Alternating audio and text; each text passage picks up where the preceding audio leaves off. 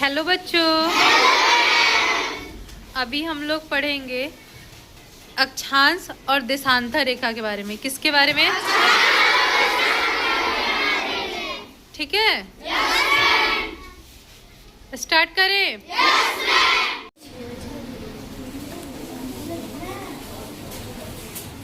अभी हम लोग पढ़ रहे हैं अक्षांश और देशांतर रेखा के बारे में। ठीक है, ये ग्लोब है।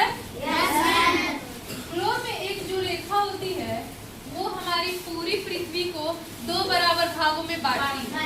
कितने बराबर भागों में? और ये 0 डिग्री पे होती है। कितने डिग्री पे? और इसको हम लोग बोलते हैं भूमध्य रेखा। क्या बोलते हैं? भूमध्य रेखा। अब हम लोग पढ़ते हैं अक्षांश रेखा के बारे में। ठीक है, वैसी रेखा जो पश्चिम से किधर जाती है? किधर जाती है? वैसी रेखा जो पश्चिम से पूरब की ओर जाती है। ठीक है, और ये एक तरह की काल्पनिक रेखा होती है। कैसी होती है? ये रेखा कैसी होती है? ये काल्पनिक रेखा होती है। ये जो भूमध्य रेखा है ना, इसके ऊपर 90 डिग्री अक्षांश होते हैं। इसके ऊपर 90 डिग्री और इसके पीछे 90 होते हैं। 90 ऊपर और 90 नीचे। तो अक्षांश रेखाओं की संख्या कितनी हो गई? 180।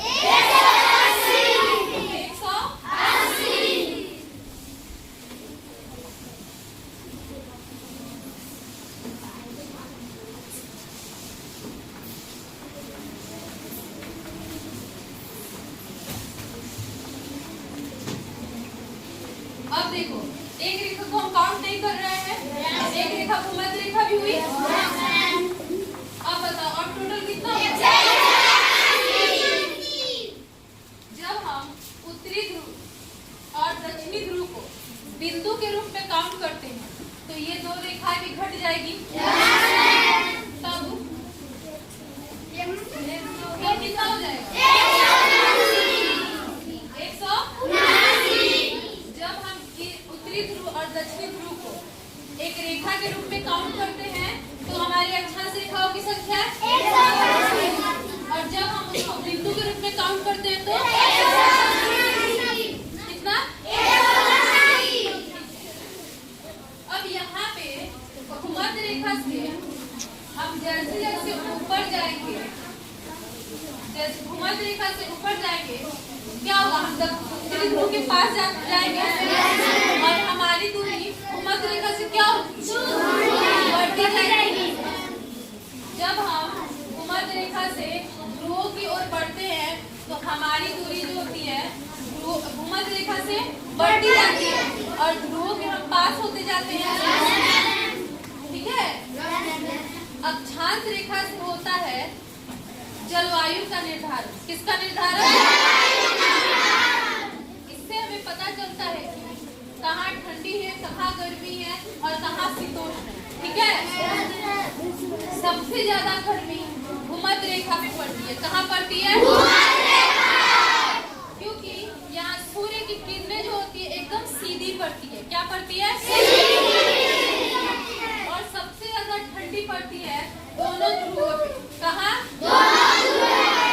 ठीक है, और जब हम भूमध्य रेखा से थोड़ा इधर आएंगे या इधर जाएंगे तो गर्मी ठंडी दोनों का अनुभव होगा। ठीक है, तो सबसे ज्यादा ठंडी कहाँ पड़ती है? यानी कि ध्रुवों पे सबसे ज्यादा ठंडी पड़ती है और सबसे ज्यादा गर्मी कहाँ पड़ेगी? आप लोगों को अक्षांश समझ में आ गया? अब हम लोग बढ़ते हैं देशांतर में। कहाँ? देशांतर में। क्योंकि देशांतर जो होती है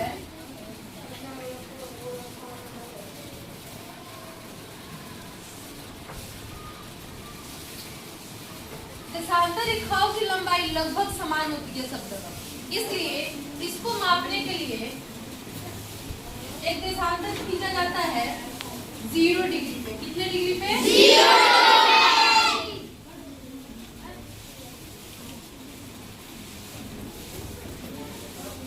अब यहाँ देख पा रहे हैं एक जो रेखा है उत्तरी ध्रुव को किससे जोड़ रही है? तो देशांतर रेखा वो रेखा होती है जो उत्तरी ध्रुव को दक्षिणी ध्रुव से जोड़ती है। लेकिन ये समानांतर है? नहीं है, नहीं रहे। जैसे अक्षांश इधर भूमध्य रेखा से ऊपर कितने होते हैं? भूमध्य रेखा से नीचे? वैसे ही ये जो देशांतर है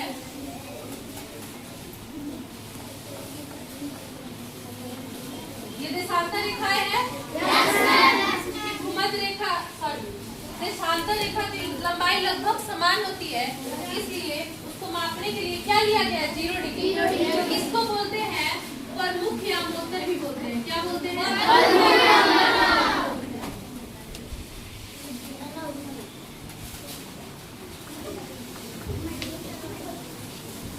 ठीक है, प्रमुख यामोत्तर इसको।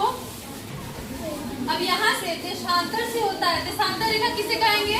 वैसी रेखा जो उत्तरी ध्रुव को दक्षिणी उत्तरी ध्रुव से दक्षिणी ध्रुव है। ठीक है, उसको कौन सी रेखा कहेंगे? देशांतर कहेंगे।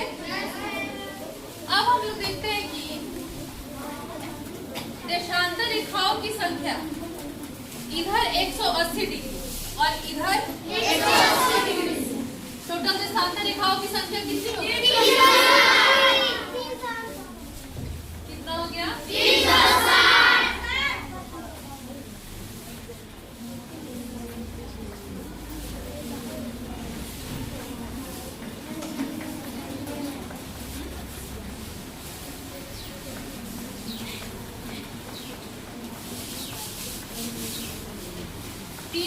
हो गया।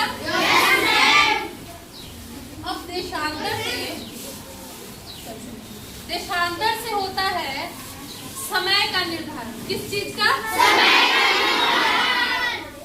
या इसको बोलते हैं, ये 0 डिग्री है ना प्रमुख यामोत्तर, इसको अंतरराष्ट्रीय तिथि रेखा भी बोलते हैं। क्या बोलते हैं? क्या बोलते हैं?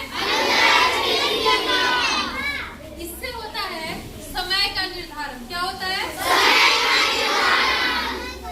पृथ्वी अपने अक्ष पे हमेशा घूमती रहती है और वो घूमती है पश्चिम से पूरब की ओर। किधर? पश्चिम से पूरब की ओर। और वो 24 घंटे घूमती रहती है।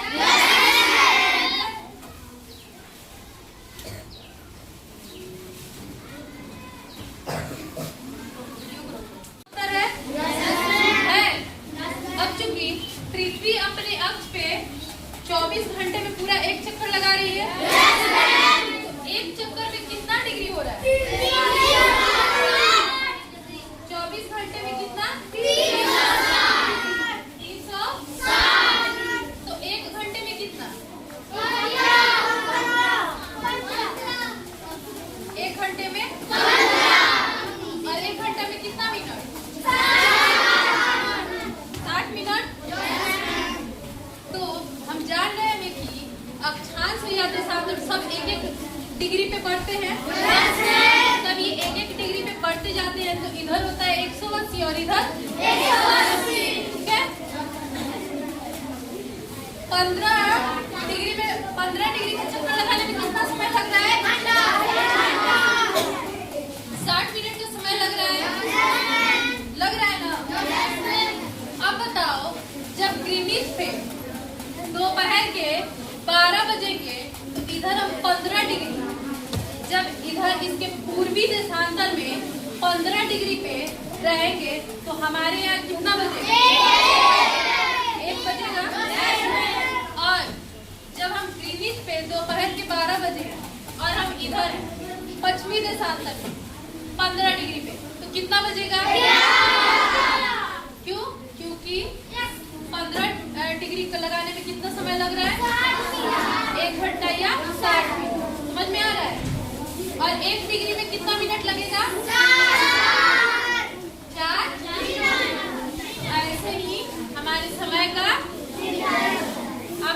गए